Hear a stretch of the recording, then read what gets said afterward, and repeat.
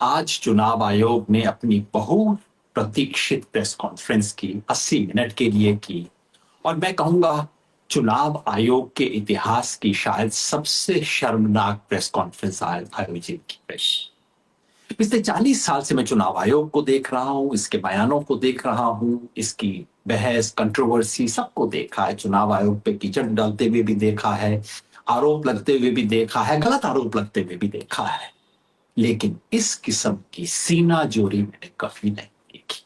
संदर्भ समझिए, आज की प्रेस कॉन्फ्रेंस का संदर्भ क्या था। संदर्भ ये है, आज रविवार का दिन है। चुनाव आयोग सामान्यतः अपनी प्रेस कॉन्फ्रेंस रविवार से नहीं करता है।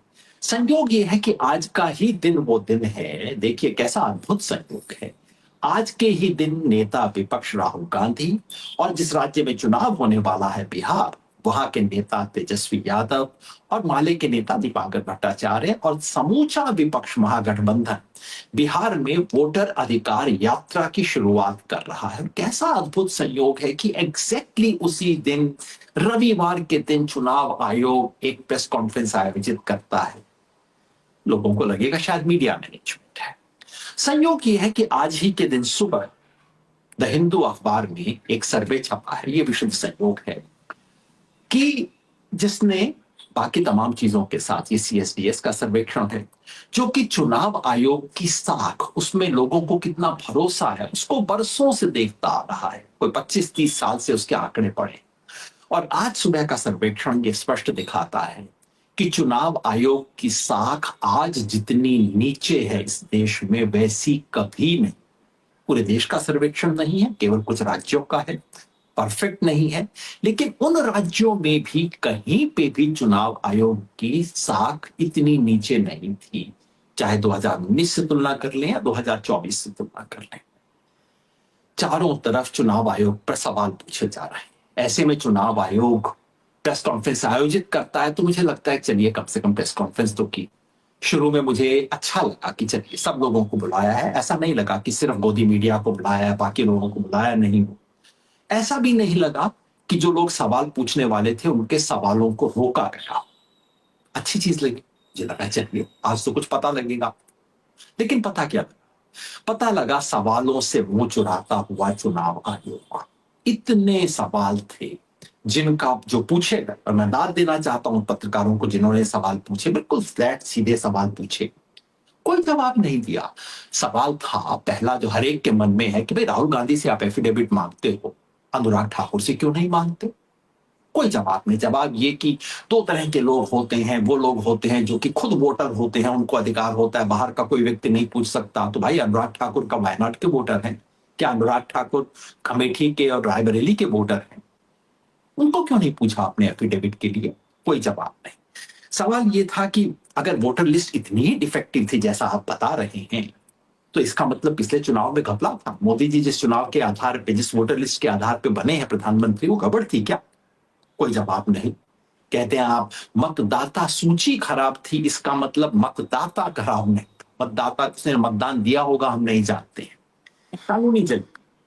सवाल ये था कि आपने एसआईआर किया, आपने कहा कि आप पूरे देश में राय मशवरा करने में विश्वास करते हैं, तो आपने एसआईआर के सवालों पर राजनीतिक दलों से राय मशवरा क्यों नहीं किया?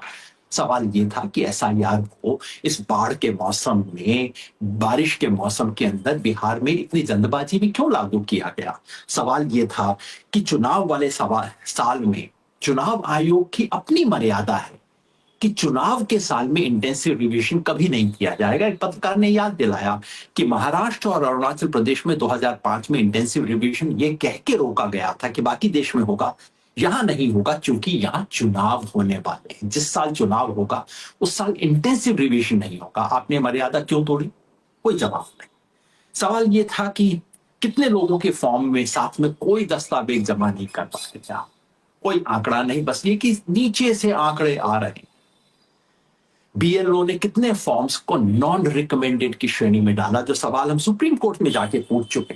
एक शब्द नहीं बोला। यह सवाल 2 बार पूछा गया, चुनाव आयुक्त के एक कान से निकल के दूसरे कान से बाहर हो गया।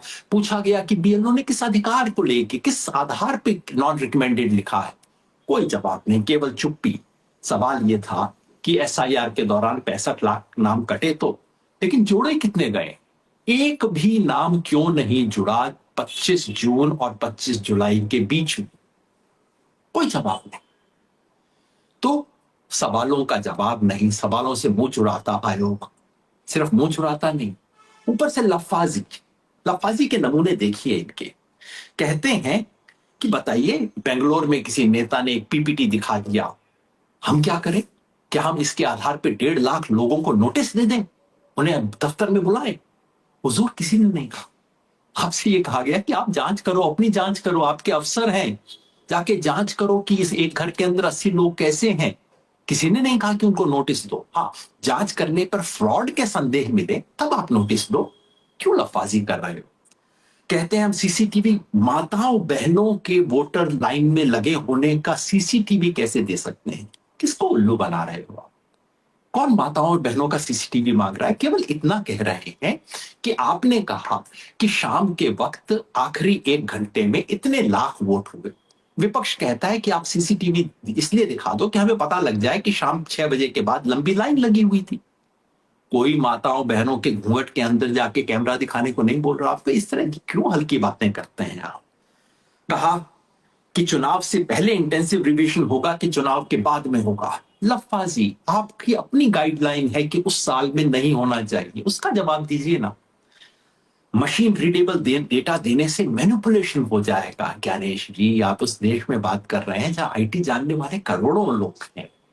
आप अपने सिस्टम पे, आप अपने कंप्यूटर में एक्सेस नहीं दे रहे हैं, आप किसी को कोई एक पेन ड्राइव दे रहे हैं। आपका किसी को पेन ड्राइव देने से आपका डेटा कैसे मैनिपुलेट हो जाएगा? क्या समझ रखा है आपने इस देश के लोगों को? 7 करोड़ मतदाता चुनाव आयोग के साथ खड़े हैं। ऐसे में चुनाव आयोग पे कौन सवाल उठा सकता है? ये क्या कविता सुना रहे हो आप? कौन से 7 करोड़ लोग खड़े हुए हैं? वो लोग जिनको अजीत अंजुम ने बार बार जाके दिखाया कि जिन्हें पता भी नहीं है कि उनका फॉर्म भरा गया है, किसी बीएलओ ने उनका फॉर्म भर दिया है, जिनके घर में कोई आया नहीं। इस देश के तमाम मीडिया ने दिखाया और आप बिल्कुल साफ चोरी और उसके ऊपर सीना चोरी। तो जवाब तो नहीं मिले सवालों के, उसके बदले मिला बहुत बड़ा झूठ।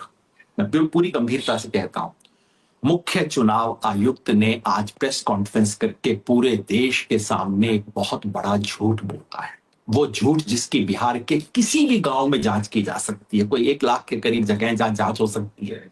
मुख्य चुनाव आयुक्त ने कहा कि किन लोगों का नाम कटा, कौन मृत थे, कौन बाहर चले गए, कौन डुप्लीकेट हैं, इसका आंकड़ा हमने हर स्टेज पर, हर बीएलओ ने स्थानीय पार्टी के साथ शेयर किया है। 15 से 20 जुलाई के बीच में हर बीएलओ ने बिहार की हर पंचायत में, हर गांव में मीटिंग की, जिसके अंदर लोगों को सूची पढ़ के बताई गई और उनके सिग्नेचर लिए गए कि आपने, कि यहाँ पे ये लोग मृत हैं, ये है। ज्ञानेश जी, किसे आप बेवकूफ बन रहे हैं? बिहार में पॉलिटिकल पार्टी के नेताओं ने लिख लिख कर आपसे मांग की, जिला स्तर के ऊपर ज्ञापन दे के मांग की, सुप्रीम कोर्ट में पिटीशन दे के मांग की कि कृपया ये डेटा आप मुझे दीजिए। 10 पंचायत का मिनट्स दिखा के आप कहना चाहते हो कि बिहार के 97,000 बूथ में वो हुआ और उस 10 पंचायत के अंदर भी खोट हमने पकड़ लिया था। झूठ है। इस देश का मुख्य चुनाव आयुक्त कितना बड़ा झूठ इस देश के साथ बोले तो गांव, बिहार के किसी भी गांव में आपकी क्या इज्जत बचेगी? लोग कहेंगे वो आदमी जो बड़ा झूठ बोलता है, हंसेंगे। पान की दुकान पे, चाय की दुकान पे माहौल उड़ेगा आपका। आपका हो या इससे मुझे फर्क नहीं पड़ता। आप भारत के चुनाव आयोग का माहौल बना रहे हो ज्ञानेश जी। इस सब के बदले में राजनीतिक निहितार्थ दिखाई, राजनीतिक निहितार्थ, कुछ राजनीतिक संदेश